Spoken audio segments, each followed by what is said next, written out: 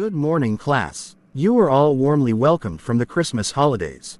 Happy New Year to you all. Good morning to you, sir. Many happy returns. We thank you. In our previous lesson before we went on the Christmas break, we learned the introduction to biology, scientific methods, and our very recent topic, body orientation, symmetry, and sectioning. In today's lesson we would explore another exciting and important topic. But before that, let's perform this exciting activity to refresh our minds. In your mixed ability groups, 1. Classify the following specimens into their kind of symmetry: pawpaw fruit, caterpillar, garden egg, okra, mango, spider, crotalaria, cockroach. 2. Make transverse sections and longitudinal sections through the following specimens: oranges, garden egg, pineapple, and tomatoes. Make observations and compare and contrast the observations made from the sections made through the same specimen.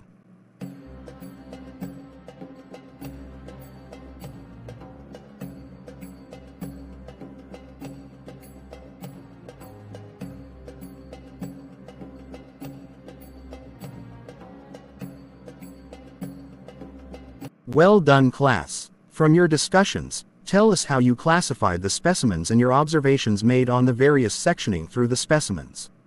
Sir. Okay, Bertha, share your observation with us. This is how we classified the specimens into their respective symmetry. Point 1. Radial symmetry: pawpaw fruit, garden egg, okra, mango. 2. Bilateral symmetry: caterpillar, spider, crotalaria, cockroach. Below is our observations from the transverse and longitudinal sections we made through the specimens. 1. The transverse section through the oranges shows circular arrangement of segments, that's the juice-filled vesicles, surrounded by a thick peel. The longitudinal section reveals the internal structure, including the pulp, seeds, and membranes separating the segments. 2. Garden egg. The transverse section of garden egg displays a radial arrangement of seeds and pulp, surrounded by a thin skin, while the longitudinal section shows the lengthwise arrangement of seeds, pulp, and skin. 3. Pineapple. Transverse section through the pineapple exhibits a tough, waxy texture with a central core surrounded by a ring of juicy, fibrous tissue, that's the pineapple flesh. But the longitudinal section reveals the lengthwise arrangement of the pineapple flesh, core, and tough outer skin. 4. Tomatoes. Transverse section shows a radial arrangement of seeds, jelly-like pulp, and a thin skin. Longitudinal section displays the lengthwise arrangement of seeds, pulp, and skin, with the stem attachment visible. Our observation reveals that all specimens show distinct internal structures when viewed in transverse and longitudinal sections, but in contrast each specimen had unique features, such as the arrangement of seeds, pulp, and skin, reflecting their individual characteristics and functions. Wow, that's a very good and impressive submission. Class, let's applaud them.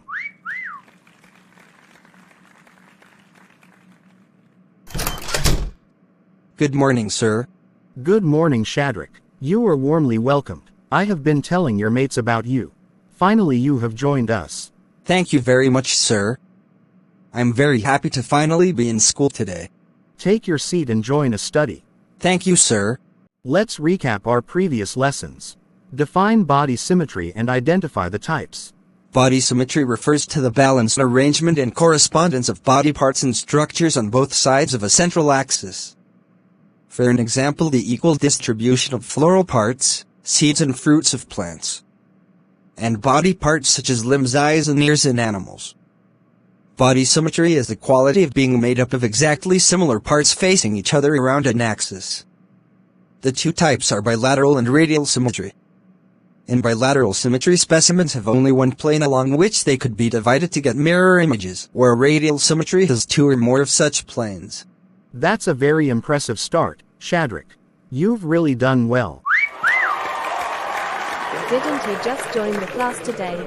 How was he able to give such a detailed explanation when though he had not even reported to school by then? I am also wondering, maybe he joined in extra classes before reporting to school, or probably he just got transferred from another school. Getty and Betty, I could see you were wondering why Shadrach was able to give such a detailed explanation. Well, it's because he studied that lesson and all the previous lessons online via my YouTube channel at SMB Consults. Distance is not a barrier if you are willing to study. I took his contact on the day he came for admission and later shared the link to him. I recommended he subscribe so as to get the chance to study all the previous lessons I've uploaded on the channel for you all. True to that, he used the opportunity to really benefit from all our previous lessons and even shared with his friends. So I would recommend same to you all, especially when we are on holidays or whenever you have access to the internet. Make good use of this opportunity to learn biology in a very fun and easy way. Oh, now I know. Then it's a very resourceful channel to help us learn even when we're outside this class at our own comfort.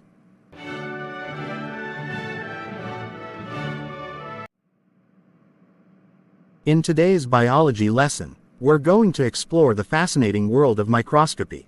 We would learn about the instrument that can enable us view microorganisms. Microscopes are essential tools in biology, allowing us to study the tiny structures and organisms that make up our world. By the end of this lesson, you'll be able to identify different types of microscopes, describe their parts, and understand their functions. From your understanding of my brief introduction, deduce a definition for microscope. Sir, a microscope is a device that helps us to see organisms or specimens that are so tiny to be seen with the naked eye. That's very good. What are the types of microscopes that we have? Briefly explain. We have two main types of microscopes. They are light microscope and electron microscope. Light microscope is also called optical microscope. It uses light as an illuminating source and a means of permitting specimens to be enlarged by lenses.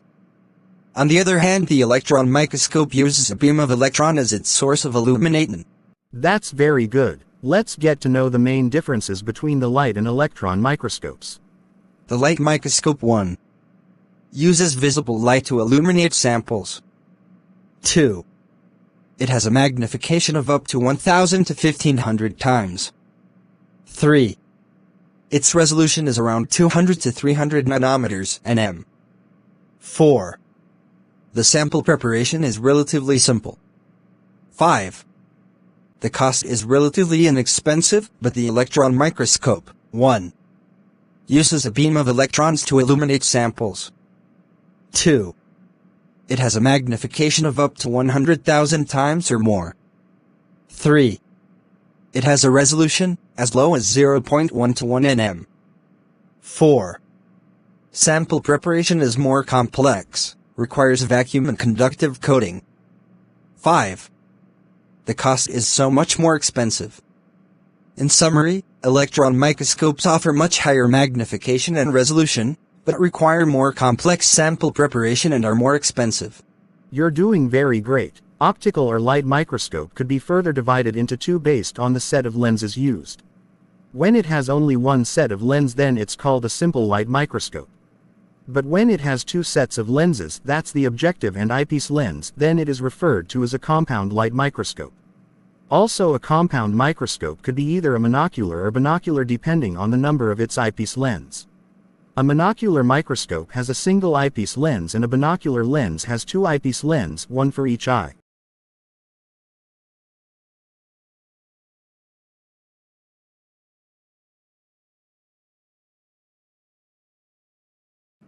Likewise, we have two types of electron microscope. That is scanning electron microscope (SEM) and transmission electron microscope (TEM).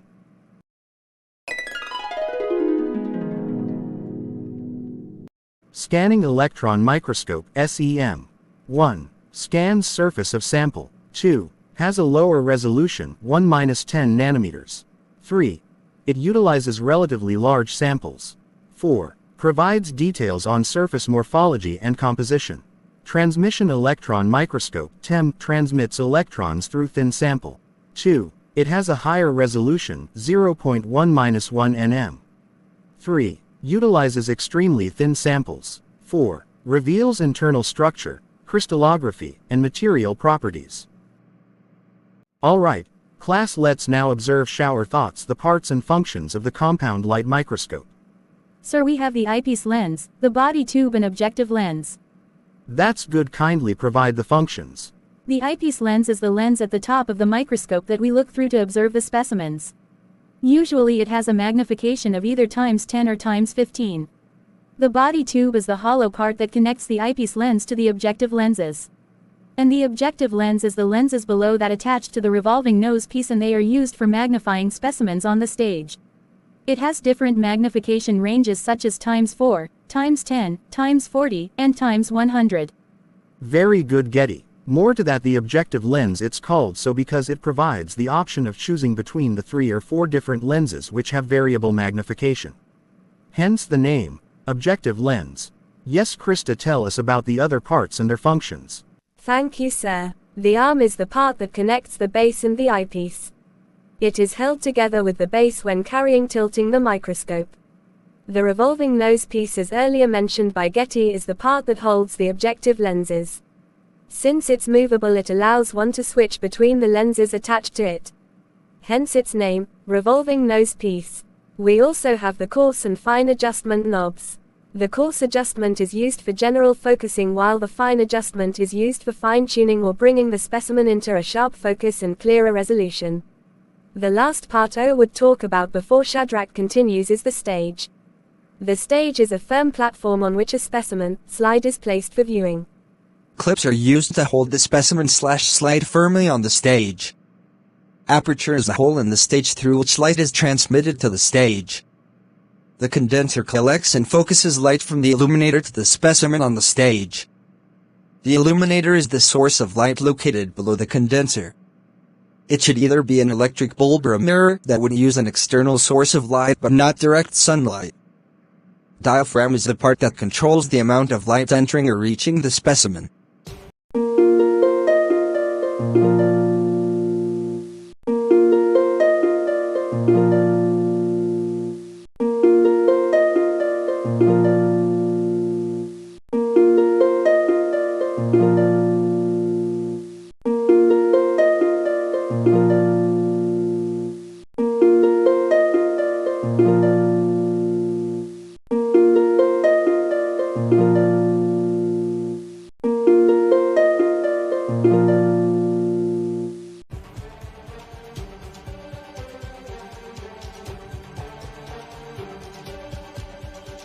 Do not touch the glass parts of the lenses with your fingers to prevent staining and scratching the lens surface.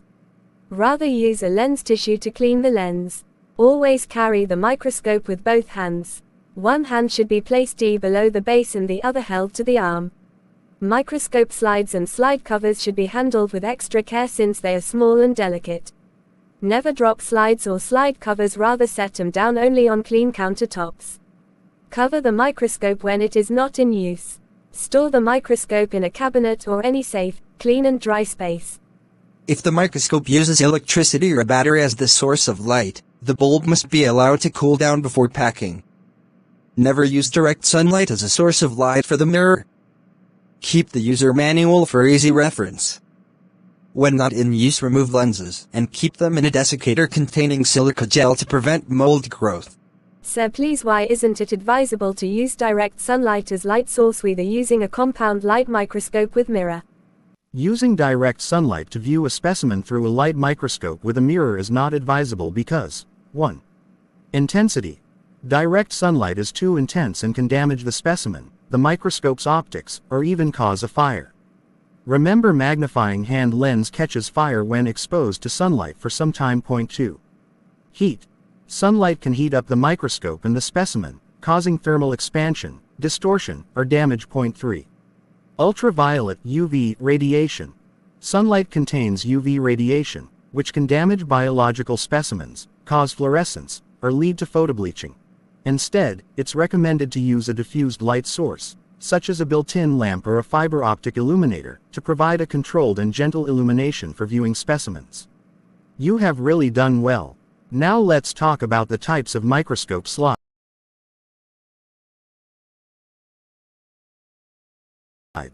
Microscope slides are used to mount small specimens such as unicellular organisms and small sections and parts of multicellular organisms. There are 2 types of slides. These are permanent slide, dry mount, and temporal slide, wet mount. If the specimen for wet mounting is particularly pale or translucent, it must be stained to ensure it is visible under the microscope. One can stain the translucent specimen with iodine, eosin, or methylene blue. N.B. Iodine and methylene blue are poisonous and care must be taken not to ingest them. For our last activity for the day, we would perform a hands-on activity on the preparation of a wet mount. But before that, let's get to know the apparatus and materials needed for this experiment. Slides, cover slips, specimen, water, staining eyes, dropper or pipette, scalpel or razor blade and a microscope. Our task is to prepare a wet mount of onion epidermal cells and view under the light microscope. Let us review the steps and protocols for this activity. Materials and apparatus needed: microscope, slide, cover slip, mounted needle, pin, onion bulb, and iodine solution. Steps: 1. Strip off a piece of epidermis from the inside of an inner, fleshy, leaves of the onion build. 2. Dip a small piece of epidermis in iodine solution and transfer it into the slide using the pin. Slowly remove the pin as you lower the cover slip so as to avoid air bubbles. 3. Mount the prepared slide on the microscope stage and hold in place with the clips. Observe under low power first, then switch to high power magnification to observe more details. Brilliant. Now let's start the practical activity.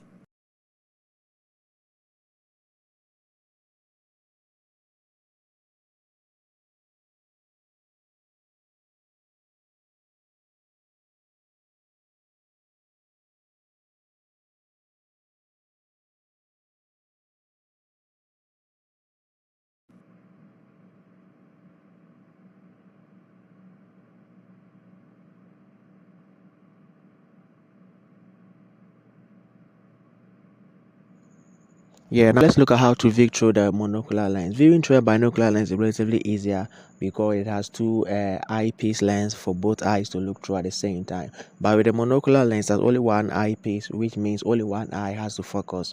But one eye you don't have to close the other eye whilst the other look through, and by closing one eye, it can cause strain and headache if you use for extended period.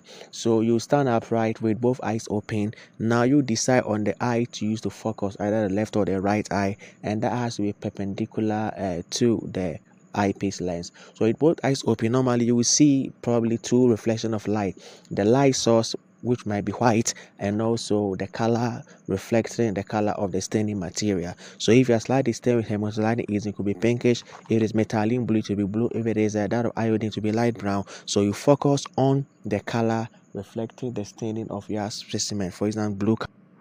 So for instance, if you see a white light, that will be from the light source, and if your specimen is stained with HE, that's hematoxylin and eosine, it will be a pink color, or maybe use iodine to be a light brown. So the color that reflects the color of your specimen on the stage is the light that you have to follow. So you have these two lights, maybe a white light and a pink light. My specimen is stained with hematoxylin, so it's pink. So I have to focus on the pink light. So as I'm stand upright, you have to look through the mirror.